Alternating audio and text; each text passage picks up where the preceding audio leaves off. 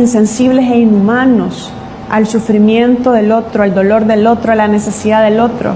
Por eso debemos reencontrarnos con la razón, porque aunque el instinto nos diga que hay que aplastar al otro, que no nos importe que haya gente inocente sufriendo en cárceles, eso es hasta diabólico. Lo que nos hace humanos es la capacidad de pensar en los demás. ¿Qué has hecho para estar aquí? Soy fundador de la clica Crazy Criminal y he asesinado a muchas personas. ¿A cuántas personas? Como unas 30 personas. ¿Pero matas a gente inocente? De todo un poco. Acuérdese que los que no se quieren acoplar simplemente traen sus circunstancias graves en contra de nosotros. Si no existiera el CECOT, ¿volverías a hacer lo mismo? Quizás sí. Libérenlos ya, manifiestan algunos sectores que se mantienen haciendo política con la defensa de los pandilleros. Y claro, al haber capturado a 70,000, 80,000 pandilleros, estos señores tienen familia, tienen a gente que dependía de ellos, de las extorsiones, que recibían dinero indirectamente de estos criminales. Que no es nada fácil como familia. Empiezan a decir que pobrecito el pandillero, que su madre está triste porque el pandillero se lo llevaron a la cárcel, pero el pandillero ahí está, vivo en la cárcel, y va a tener un proceso judicial que enfrentar. El Salvador está en polémica. Nayib Bukele ordena la captura inmediata de 40 pandilleros dentro de un centro educativo, donde amenazaban y extorsionaban a sus propios compañeros. La respuesta de Bukele fue inmediata y contundente. Mientras tanto, las madres de estos angelitos lloran y suplican su liberación. Pida justicia, justicia, mamá me dijo, porque es injusto que nosotros estemos aquí. Pero Bukele fue claro, El Salvador ya no va a tolerar criminales, vengan de donde vengan. ¿Por qué es que cuando estaban recibiendo los beneficios de la extorsión no se quejaban? Porque es que cuando ustedes iban simplemente porque sabían lo que estaba sucediendo en sus hogares, sabían. El pastor Toby Jr. lanza tremenda bofetada a los familiares de pandilleros, diciendo: ¿cómo es que ahora se quejan diciendo que viven en una dictadura, si antes bien sabían en qué pasos andaban sus familiares y no decían nada? Además, aseguró que respalda al presidente Bukele por el gran cambio que hoy vive El Salvador. ¿Qué estaban haciendo sus familiares e hijos? Sabían lo que estaban haciendo sus vecinos, pero como eran beneficiados de este problema, ahora son personas que están molestas. Y estos sectores de la política salvadoreña, en lugar de proteger al pueblo honrado y trabajador, de defenderlos, de alzar la voz por ellos, y al no poder competir con el presidente Nayib Bukele, porque él ha demostrado que la política anterior, que los gobiernos anteriores eran un fracaso, desampararon al pueblo. Entonces estos sectores de la política han decidido ponerse del lado de los pandilleros para recoger algunos votos de todas estas familias, de toda esta gente que dependía de las pandillas y que tienen a sus familiares allá encerrados adentro. ¿Quiénes son sus hijos? Los tres. Los tres son sus hijos. ¿Entraron en la prisión todos juntos o han entrado primero unos y luego otros? Hemos entrado en diversos. ¿Qué tipo de condena tiene usted? ¿A cuánto está condenado? 73 años. 73 años. El fenómeno de las pandillas le hizo tanto daño a la sociedad salvadoreña que los jóvenes aspiraban a ser cuando grandes pandilleros de alto rango.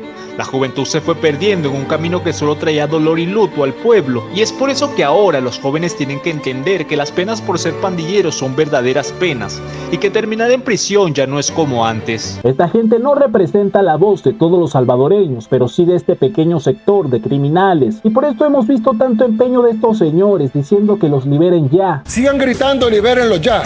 Libérenlos ya, libérenlos ya. Ya los escuchamos y ya sabemos el resultado de eso. Que regrese la muerte, que regrese el caos, que regrese el miedo, y no vamos a permitir nada de eso.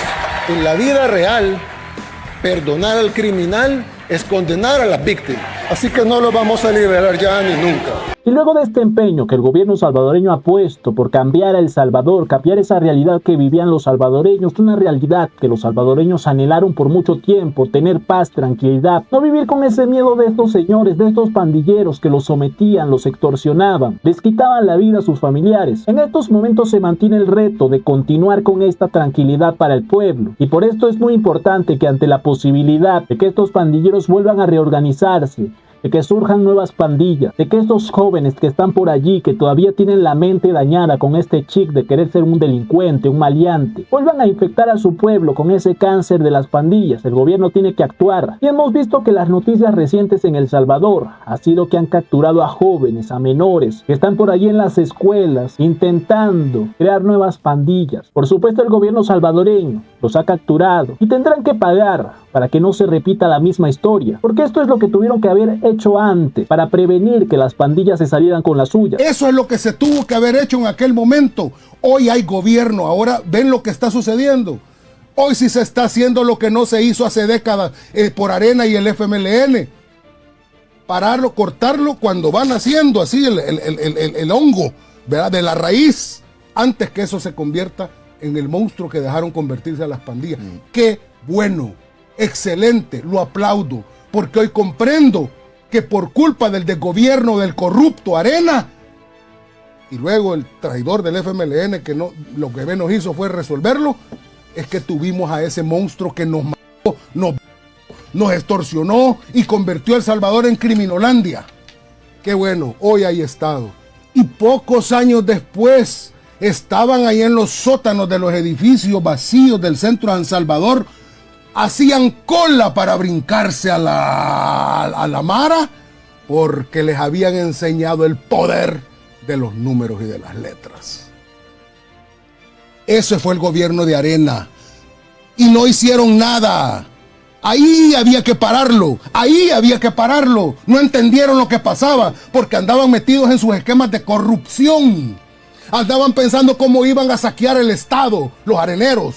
Andaban viendo cómo iban a sacar provecho de eso con las agencias de seguridad para hacer de eso un negocio. Ahí lo tendrían que haber parado y no. Y estas acciones son de simple sentido común. Un pueblo que ha sufrido tanto por esto, que ha sido víctima del fenómeno de las pandillas, no puede permitir que la historia se repita. Por supuesto que en este momento vemos a este sector de la política, que ya habíamos mencionado, aprovechándose de la situación y victimizando a los pobres jóvenes que no saben lo que hacen, que están siendo víctimas de la dictadura de Bukele. Jóvenes que quieren repetir la historia, que quieren ser como los señores que hoy están encerrados en el Secot, como este señor que veíamos, que había quitado 30 vidas, y que él manifestaba que aunque está encerrado en esa cárcel, si esa cárcel no existiera, como pasaba anteriormente, volviera a ser un pandillero, volviera a hacer lo que hizo. Y por supuesto también que veremos a las madres de estos jóvenes diciendo que ellos son unos angelitos, que pobrecitos los están encarcelando injustamente. Y este es un compromiso que debe tener el pueblo de toda la región, al darse cuenta que sus hijos están por malos pasos, frenar esto, antes de que las consecuencias sean peores, porque todos sabemos que solo hay dos caminos para los criminales, para los pandilleros. Porque solo hay dos caminos para un pandillero: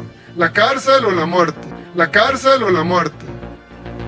¿Qué otro camino pudiera haber? Hay que resaltar que estos pobres jóvenes que quieren dedicarse a ser pandilleros no les han tocado las consecuencias más terribles. Van a la prisión, pero podrían estar muertos. Y como les decía en nuestra región, lo más importante es que los padres asuman ese compromiso de no permitir que sus hijos se vayan por el mal camino, de no pretender que ellos son las víctimas. Hay que enseñarles a trabajar, a esforzarse, para que después no anden llorando por sus pobres angelitos. Es bien fácil, Tata que gobierna su casa no tiene mareros en su casa. Sorprendente. El pastor Toby Jr. señala la responsabilidad que implica criar a los hijos, luego de que opositores culparan a Nayib Bukele de ser el responsable de que ahora los niños quieran ser pandilleros. Y cada quien es responsable de sus actos. Yo no. Yo no los crié, no los voy a criar ahorita, ¿verdad?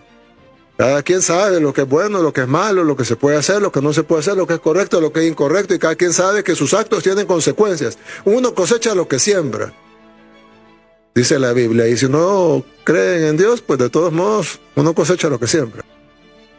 El problema de la educación del país no se va a resolver con un presupuesto, se va a resolver cuando usted tenga los pantalones de hacer que sus hijos vayan a clases cuando tienen que estar en clases.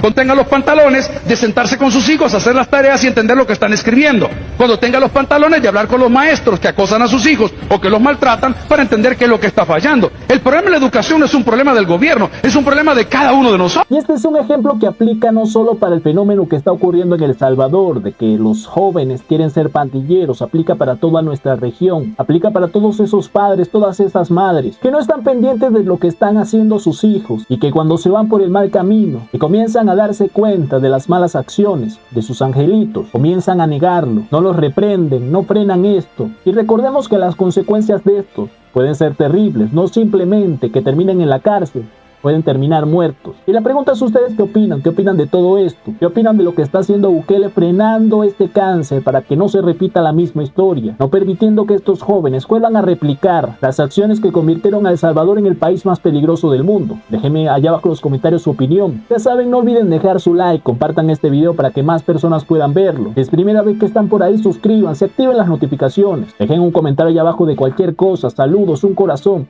Esto nos ayuda a tener un poco más de alcance. Ya saben, mi gente, yo soy Gabo y nos vemos en el próximo video.